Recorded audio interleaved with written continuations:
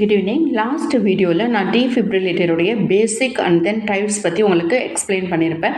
இதில் நம்மளுடைய அது எப்படி ஒர்க் ஆகுது, அந்த எக்யூப்மெண்ட்டை எப்படி ஆப்ரேட் பண்ணுவோம் அப்படிங்கிறது தான் நான் இதில் பார்க்க போகிறோம்.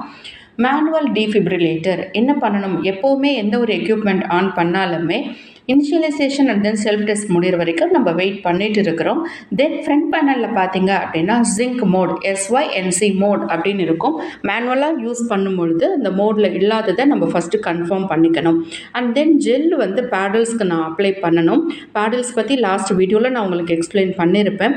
நல்ல ஜெல் அப்ளை பண்ணிவிட்டு அண்ட் தென் பேஷண்ட்டோட செஸ்ட்டில் ப்ராப்பர் பொசிஷனில் வச்சு நம்ம அந்த பேடல்ஸை ப்ராப்பர் பொசிஷனில் வச்சுட்டு தான் நம்ம வந்து அவங்களுக்கு இன்புட் சப்ளை நம்ம வந்து ட்ரீட்மெண்ட்டே நம்ம ஸ்டார்ட் பண்ணணும். இது ஒரு இம்பார்ட்டண்ட் பாயிண்ட். மேனுவல் டீஃபிப்ரிலேட்டர் எல்லா திங்ஸுமே வந்து மேனுவலாக எல்லாமே நம்ம தான் வந்து ஆப்ரேட்டர். பேஷண்ட்டுக்கு ஒருத்தர் டீஃபிப்ரிலேஷன் கொடுப்பாங்க இல்லையா, அவங்க தான் வந்து மேனுவலாக கொடுக்குற மாதிரி இருக்கும். According to patients ECG report வந்து எனர்ஜி லெவலில் மேனுவலாக செலக்ட் பண்ணிக்கணும். தென் சார்ஜ் பட்டனை ப்ரெஸ் பண்ணணும். அப்போ சார்ஜ் ஃபுல்லாக சார்ஜ் ஆகிற வரைக்கும் வெயிட் பண்ணணும். எப்படி ஃபுல்லாக சார்ஜ் ஆகிடுச்சு அப்படிங்கிறது நமக்கு தெரியும் அப்படின்னா ஒரு லாங் பீப் சவுண்ட் வரும், அது வரைக்கும் நம்ம வெயிட் பண்ணணும். Then apply pressure to the paddles. அந்த ப்ரெஷர் எவ்வளோ இருக்கலாம் அப்படின்னா அப் டு 12 kg வரைக்கும் நம்ம வந்து பேஷண்ட்டுக்கு வந்து ப்ரெஷர் வந்து அப்ளை பண்ணலாம். தென் என்ன அப்படின்னா நம்ம ஒரு பேஷண்ட்டுக்கு டீஃபிப்ரிலேஷன் கொடுக்கும் பொழுது மற்ற எல்லாரையுமே அந்த ஆப்ரேட்டர் அண்ட் தென் பேஷண்ட் மட்டும் இருக்கணும், மற்றவங்க எல்லாரையுமே தூரமாக போக சொல்லிடணும். தென் சைமல்டேனியஸெல்லாம் என்ன பண்ணணும் அப்படின்னா டிஸ்சார்ஜ் பட்டனையும் ப்ரெஸ் பண்ணணும். ப்ரெஸ் பண்ணிவிட்டு என்ன பண்ணுறோம் அப்படின்னா பேஷண்ட்டையும் மானிட்டர் ECG மானிட்டரையும் side by side monitor observe பண்ணிக்கிட்டே இருக்கும். போதும் அப்படின்னா விட்டுடலாம். அதர்வைஸ் பேஷண்ட்டோட கண்டிஷனை வச்சு மறுபடியும் டீஃபிப்ரிலேட் பண்ணுறதுனா பண்ணலாம். டிவைஸ் வந்து ஓகே நமக்கு டீஃபிப்ரிலேஷன் கொடுத்தது NF அப்படின்னு முடிவு பண்ணிட்டா பேடல்ஸை க்ளீன் பண்ணி பேக்கப் பண்ணிடலாம். தென் சின்க்ரனைசேஷன் மோடு இந்த ஒர்க்கிங் எல்லாமே த சேம் தான். அதில் நான் ஒன்று சொல்லியிருப்பேன், வெரி ஃபஸ்ட்டு சின்க்ரனைசேஷன் மோடில் வைக்கக்கூடாதுன்னு. இதில் வந்து என்ன அப்படின்னா ஃப்ரண்ட் பேனலில் சின்க்ரனைசேஷன் பார் கார்டியோ வெர்ஷன் மோட் அப்படின்னு கொடுத்துருப்பாங்க.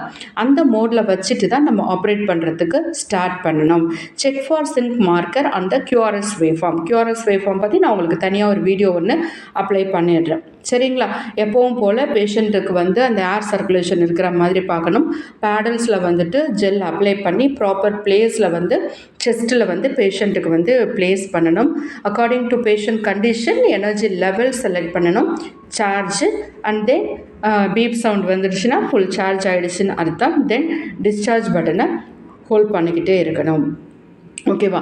ஃபுல் எனர்ஜியும் டெலிவர் ஆகிற வரைக்கும் அந்த டிஸ்சார்ஜ் பட்டனை நம்ம ப்ரெஸ் பண்ணிக்கிட்டே இருந்துக்கிட்டே இருக்கணும். ஸோ வந்து இப்போ நம்ம இந்த ட்ரீட்மெண்ட் இன்புட் அந்த எலக்ட்ரிக் கரண்ட் கொடுத்துட்டு இருக்கவே என்ன ஷாக் கொடுக்க என்ன பண்ணணும்னா பேஷண்ட் கண்டிஷனையும் ஹார்ட் ரிதமையும் நம்ம நோட் பண்ணிக்கிட்டே இருக்கணும்.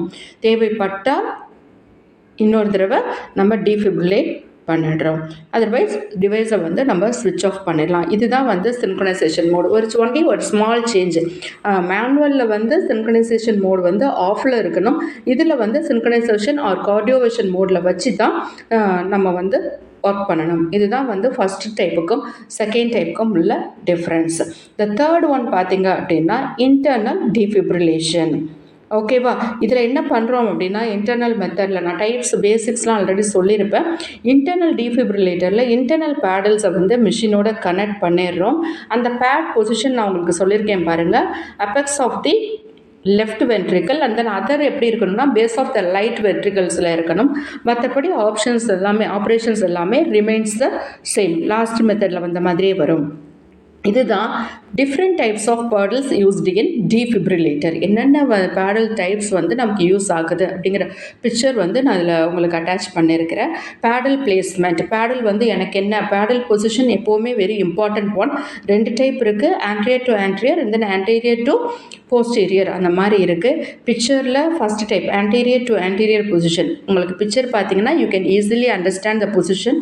And then the second one பார்த்தீங்க அப்படின்னா ஆன்டீரியர் டு போஸ்டீரியர். போஸ்டீரியர். இந்த ரெண்டுக்கும் அந்த picture wise you can understand the difference between the two. ஓகேவா?